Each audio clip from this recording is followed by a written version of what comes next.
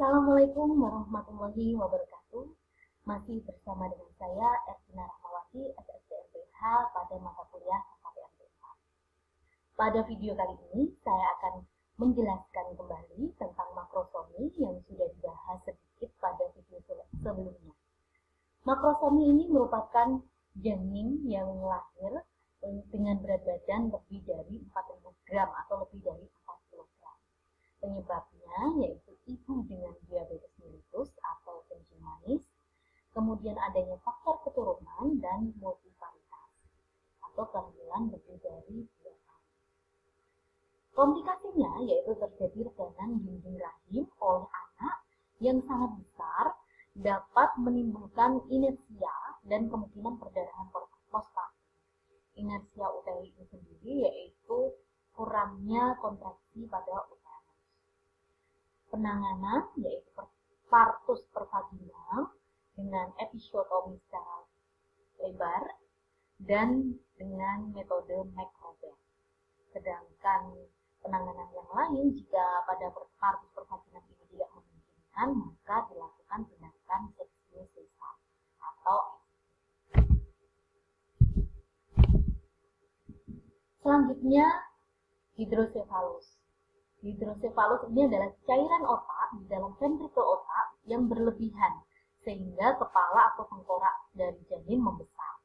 Diagnosisnya dapat ditegakkan melalui pemeriksaan USG atau melalui PT sehingga teraba fontanella dan struktura yang lebar serta kepala tetap tinggi walaupun panggulnya normal.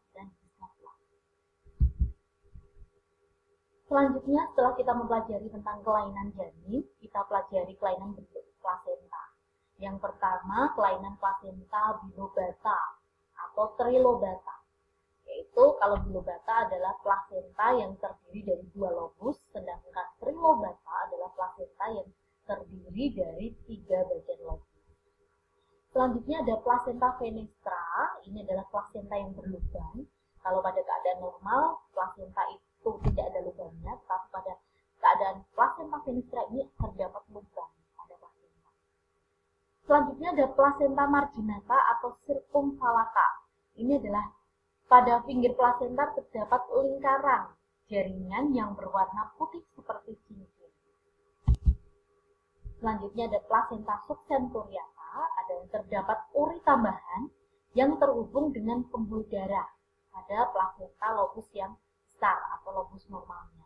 Jadi lobus normalnya besar, kemudian sampingnya ada tambahan lobus yang lebih kecil, dan di mana lobus yang besar dengan lobus yang kecil tadi mengalir aliran darah, pembuluh darah. Selanjutnya ada plasenta spuria, terdapat uli tambahan yang terpisah dan tidak terhubung dengan pembuluh darah. Jadi plasenta yang besar dengan yang kecil tadi tidak terhubung dengan pembuluh darah, seperti halnya yang subcenturiata. Selanjutnya plasenta membranisea, ini adalah plasenta yang tipis dan lebar, jadi ketebalannya kurang dari 2 cm dan lebarnya lebih dari 20 cm. Selanjutnya untuk tali pusat, panjang tali pusat yang normal ini adalah 50-55 cm. Kemudian diameternya 1-2,5 cm. Di dalamnya terdapat 2 arteri umbilikalis dan 1 vena umbilikalis. Dari 2 arteri dan 1 vena tadi diselimuti atau diselimuti oleh jelly-wart, yaitu jaringan lembek yang melindungi pembuluh darah. Kelainan pada tali pusat yaitu tali pusat yang panjang. Kalau normalnya tadi 50-55, ini lebih dari 55 cm. Sehingga apa? Dapat menimbulkan lilitan pada bayi atau disebut sebagai lilitan tali pusat. Sehingga dapat menyebabkan asfiksia. Biasanya lilitannya berada di leher. Jadi menyebabkan asfiksia. Tali pusat terlalu pendek. Nah, ini adalah panjang tali pusat kurang dari 25 cm.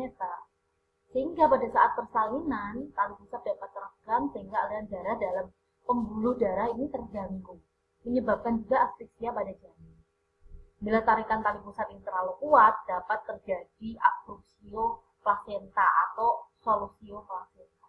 Karena plasentanya sudah lepas terlebih dahulu sebelum janin lahir.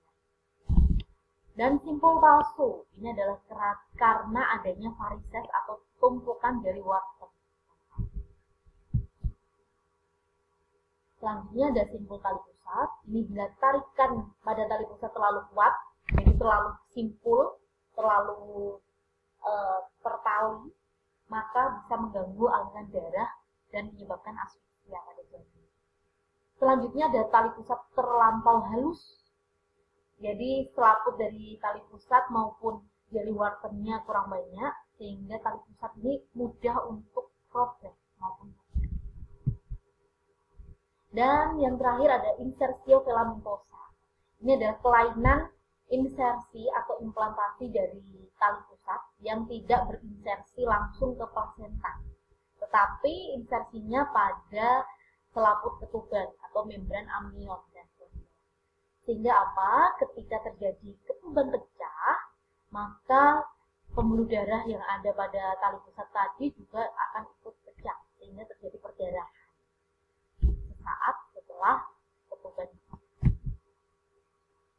Selanjutnya ada juga tali pusat menumbung. Ini adalah tali pusat yang terletak di samping maupun di bawah bagian terendah janin. Misalnya bagian terendahnya adalah kepala, berarti tali pusatnya berada di bawah kepala pada waktu ketuban sudah pecah. Jadi untuk mengetahuinya biasanya kita VT. Ketuban pecah kita VT. Loh, kok ada bagian yang berdenyut? Berarti itu adalah bagian tali pusat yang menumbung. Kalau tali pusat terkemuka, ini bagian tali pusat berada di bawah atau di samping bagian terendah janin, tetapi dalam keadaan ketubannya masih belum pecah. Apakah masih bisa dideteksi? Bisa. Jadi ketika VT, kita akan teraba selaput ketuban karena ketubannya belum pecah. Kemudian di atas selaput ketuban tadi ada denyutan dari tali pusat. Penyebab dari tali pusat menumbung dan berkemuka ini adalah karena pintu atas panggul kurang tertutup oleh bagian janin, sehingga ada rongga yang memudahkan tali pusat tadi keluar dari samping bagian terendah janin maupun pada bagian bawah janin. Kemudian CPD atau cephalopelvic disproportion, letak lintang, letak kaki pada kehamilan janda, pada letak lacemuk dan hidrami.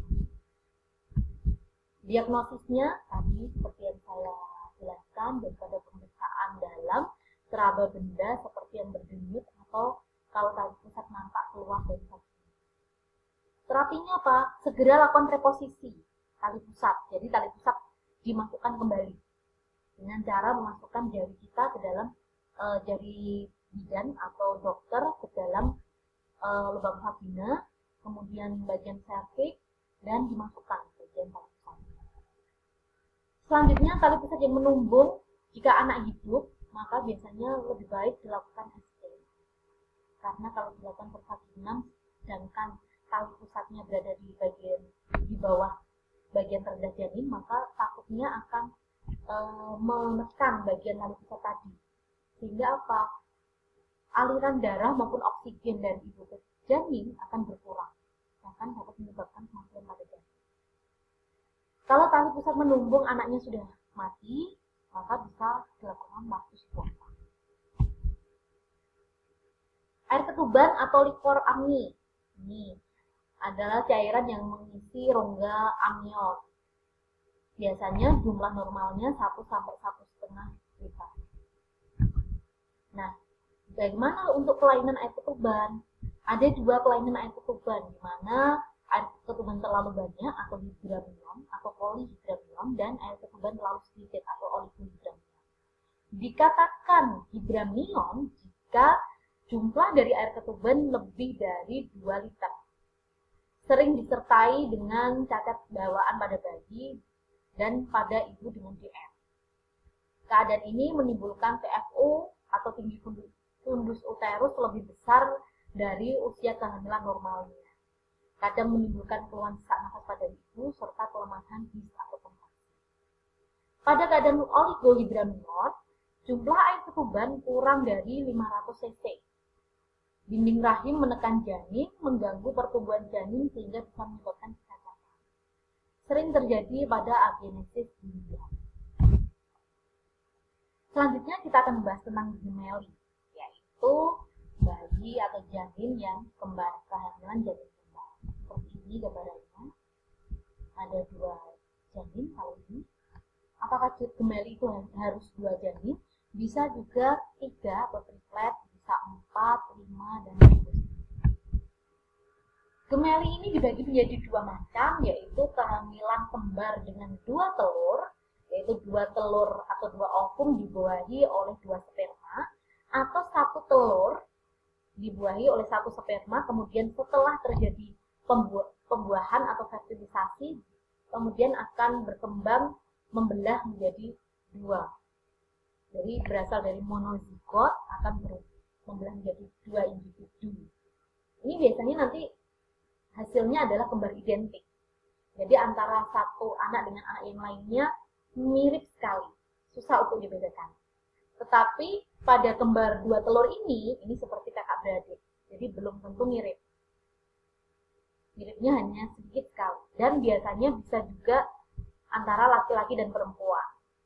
Jadi kembarnya namanya fraternal, non-identik. Nah, ini adalah kembar dengan 2 telur yang berbeda. Kalau ini 1 telur dan 1 sperma kemudian menghasilkan 2, karena adanya keturunan kembar dapat menghasilkan 2 atau monozigot. Diagnosisnya adalah adanya riwayat, kalau anamnesis adanya riwayat keluarga kembar, perutnya lebih besar pastinya dibanding kehamilan normal, dan berat badannya pasti naik drastis. Pada pemeriksaan inspeksi, perut lebih besar dari kehamilan biasa, sedangkan pada palpasi, CFO lebih tinggi dari kehamilan normal, dan teraba 3 bagian atau lebih pada saat melakukan palpasi. Kalau pada hamil 1 saja, itu biasanya kita hanya meraba 2 bagian besar, yaitu bagian bokong dan bagian kepala. Nah, ini kok ada bagian yang lain lagi, bisa 3 bagian, 4 bagian, bisa lebih dari itu. Berarti kita curiga, ini hamilnya kembar. Pada pemeriksaan auskultasi atau pendengaran, terdengar bunyi jantung pada 2 tempat yang berbeda atau lebih, dengan perbedaan frekuensi. Jadi jelas digitnya ada lebih dari 2, lebih dari 1. Pada pemeriksaan USG juga terlihat, foto ronsen juga terlihat, tetapi untuk ronsen ini sebaiknya dihindari pakai USG. Kemudian komplikasinya biasanya sering terjadi partus prematur pada bayi yang kembar.